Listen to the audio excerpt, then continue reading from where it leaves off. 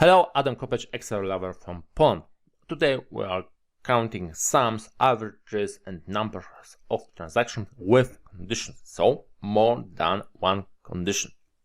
And in our example we have transaction sales table and we want to count values for a given months. So January, February, March and so on. But our months are written as the first day of the month and the last day of the month. So we have to add two conditions to properly summing, averaging and so on values. So let's start with sums. We can use SUMIFS function, and first argument of this function is a range on which we are going to sum. In our case it's a sales column, so C2, Ctrl Shift down, F4 to lock it, comma. Then we are going to the range, criteria range 1, so the first range on which we are going to check first criteria, so the third argument of SUMIF function. In our case we are checking dates, so A1, A2 cell, Ctrl Shift down, F4 to lock it, comma. And now we have to write first condition, first criteria, and doesn't matter in which order we write our condition, because SUMIFS function and similar functions, all conditions have to be met to count sums, averages and so on. So let's start with from date, and we want values that are bigger or equal this date.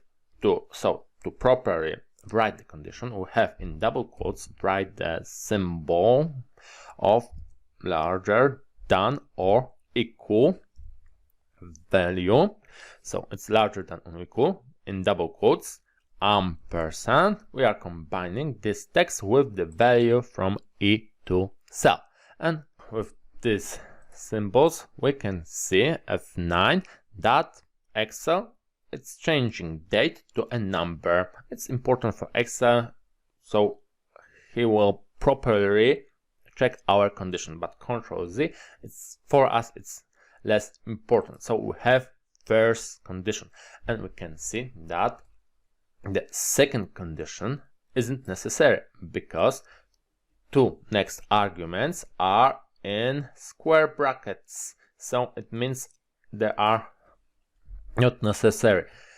But in reality, in our example, we really need them. So comma and criteria range 2 is the same as our criteria range 1, so we can copy it and put it here.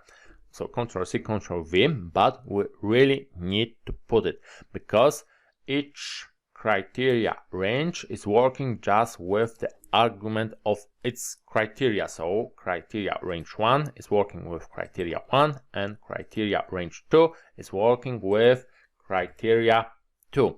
In our case, criteria 2 are numbers, dates smaller than or equal the last date of the month. So in double quotes, smaller than or equal, and ampersand to join it with the second date, F2 cell, and it's our whole formula.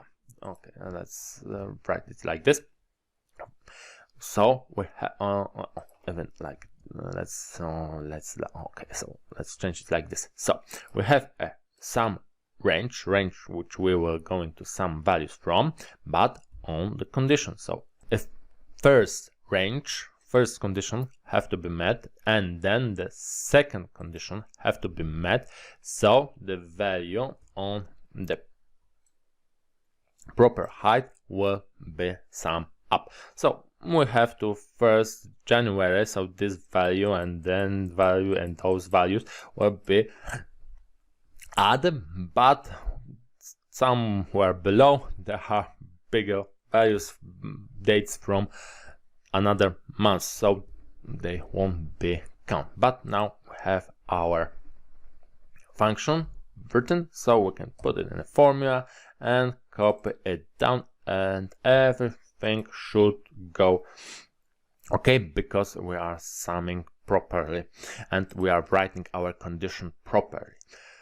So we have sums, but we want also averages and number of transactions. So to do averages, because I'm lazy, I can in this edit mode copy our whole formula down, go to edit mode in the second, so Control V and change SUMIFS function to AVERAGEIFS function. So I have AVERAGEIFS function, Excel saw it now, and we have average range. The first argument changed its name, but all the rest of arguments names are the same, because AVERAGEIFS, SUMIFS have the same syntax, but counts correspondingly sum or averages. So okay, I can put our formula in the cell and copy it down. Okay, we can now count the number of transactions. So we are going to use COUNTwith function, and this function doesn't have a range on which we is going to sums, add, count averages.